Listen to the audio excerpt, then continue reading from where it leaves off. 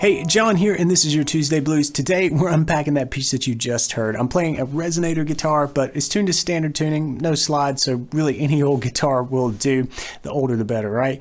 And I'm using a thumb pick here, which is really helpful for targeting some of the single note lines in the riffs. Not necessary, but it helps. Premium members have access to additional lesson materials like a slow video tutorial, downloadable PDF and Guitar Pro tab files, and the incredibly useful SoundSlice interactive tab player for this lesson. You can slow things down, loop different parts, and go at your own pace. Plus, you have access to the entire library of premium lessons. If you're not already a premium member, you can find out how to join at the link in the description. Now, let's get on with the lesson.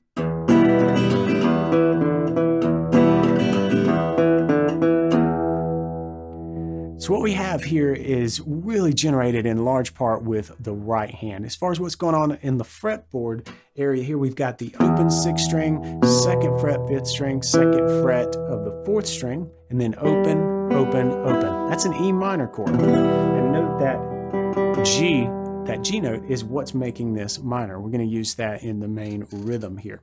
So let's start unpacking the strumming. And the cool thing right off the bat that I want to point out is that our main emphasis is not on the downbeat. It's not on beat 1. Our main emphasis is really on the and of 1, because on 1, we're just hitting the open 6th string. For the and of 1, we're strumming through all 6 strings with our E minor chord here. And that to me helps give this thing a real forward moving vibe, a lot of momentum here. And we're going to keep that going by just kind of pushing through all 6 strings here on the and of 1. And then for the second beat, we're going to return to the open 6th string, and then we're going to do a brush up, top 3, 4 strings. We don't have to be super accurate with this.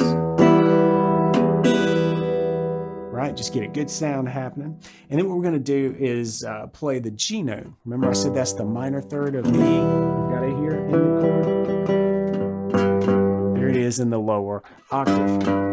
And we're going to reach up. You can either do that with your little finger, but I tend to use my ring finger and kind of get it out of the chord position and then reach up and play that G note on the 6th string, 3rd fret.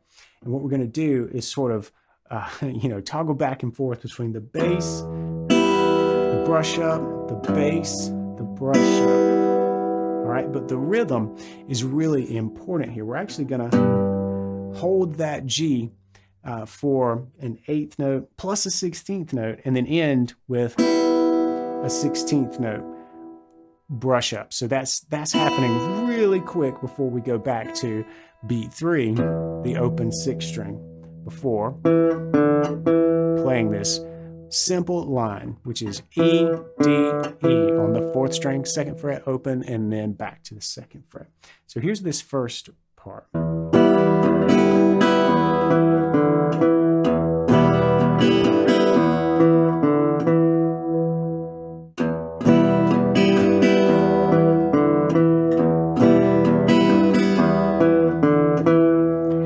This can take a minute at first to get used to because we've got these bigger movements going on with our strum through all 6 strings and then the bigger brush up, but then we've got to control things and come back to a single string. So this thing might actually be trickier than you give it credit for at first. Moving from a big movement to a fine movement can take a minute.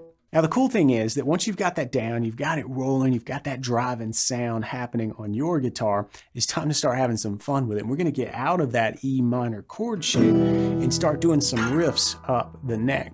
First up, we're going to slide up to the 5th fret, which is that G, that minor sound. We're really calling out a lot of E minors. Soul right here. All right, so let's get a look at what we do with our first riff, and then we'll talk about the second one as well. First up, so let's play into it.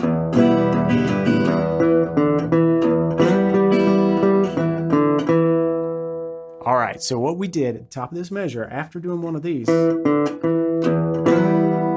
right, so we still got our weak downbeat with just the 6th string, and we're emphasizing the and of 1 here, but here we're sliding, and I'm going to use my ring finger on the 4th string, 2nd fret. It's already there, so I'm going to use that to slide up to the 5th fret and then downstroke through strings 4, 3, and 2 as I slide. All right, and then we've got down with the pick, up through the strings with the index finger, and then down with the pick. That's beat 2, then beat 3, and 3, 4, and. So that part's the same. We end with that same little tag to just kind of bring us back home.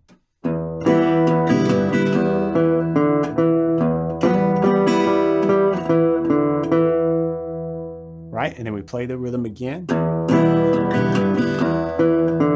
Watch this. The only thing different there is that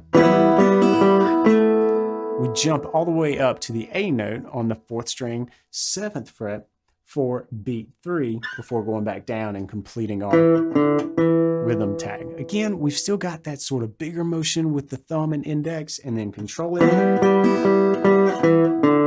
playing 1 string, and then we do it again.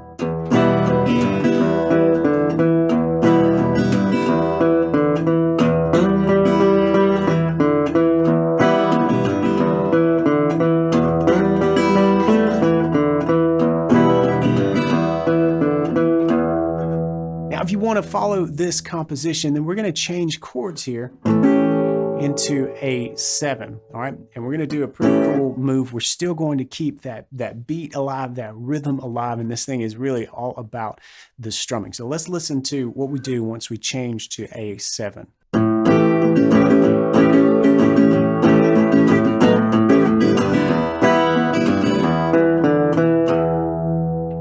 All right, so a lot of strumming here. We've got a lot more of the bigger movements. So we're starting out with the open 5th string, and I'm fretting an A7 here. You can play it like this. Might make more sense. I do it this way.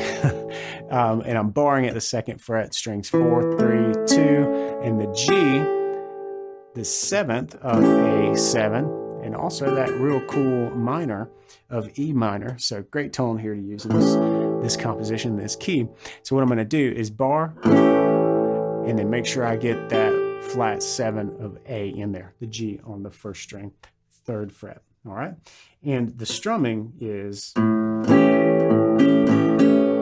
right. So very similar to what we've done before: down, down, big through the chord, and then back, up, bass, up, and then we kind of finish this with a little bit more rhythm because we're not doing our thing here. We're doing this. This is from the top of the bar.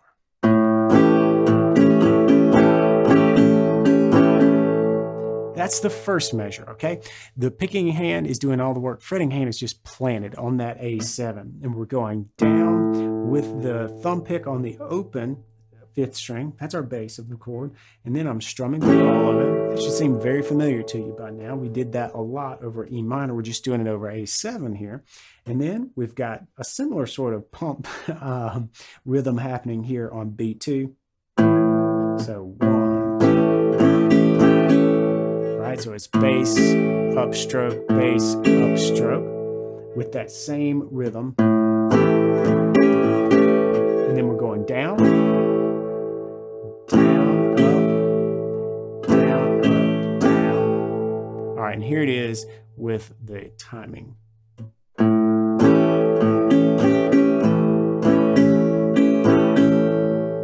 right, and headed into the next measure. Let's stop there, all right, because we got out of position. We moved this whole chord from A7 up to B7, but we still had that A kind of ringing, so it sounded a little cool, a little something different. Grabs you a little bit. So far, that's the same way we've opened the last measure, but then on top of beat 3, we slide up, and we're going to strum through the top 5 strings. But this bar has now traveled to the 4th fret, and we've got an A on top. It gives us a B7, really cool B7, and we play that A. That happens a lot in country blues. You got a lot going on. You're going to hear that A kind of poke out, and it gives it a real sort of suspended feeling right here in this case. But it works. We're going to punch that. back down to our A7, then do an upstroke, downstroke, and then our little move here to get back to our home rhythm. Let's take a look at these two measures.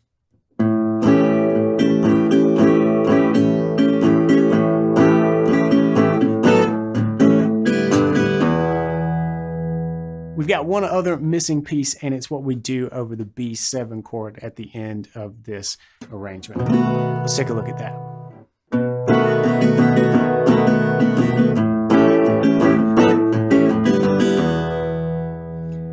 All right, so maybe you picked up on it, but what we do over B7 is exactly what we did over A7 earlier, just with a B7 chord fretted. So that's at the 2nd fret, 5th string, it's the B note. We've got a D sharp on the 4th string, 1st fret, A note on the 2nd fret of the 3rd string, open 2nd, and then 2nd fret on the 1st. That's the chord we're using, and we're going to use that same strumming pattern from A7. And then when we move to A7 in the next measure, we're going to do the same thing we did in the 2nd measure of A7 from before. Hope that makes sense. Here's what it sounds like. All right, we've already done that. So these two together.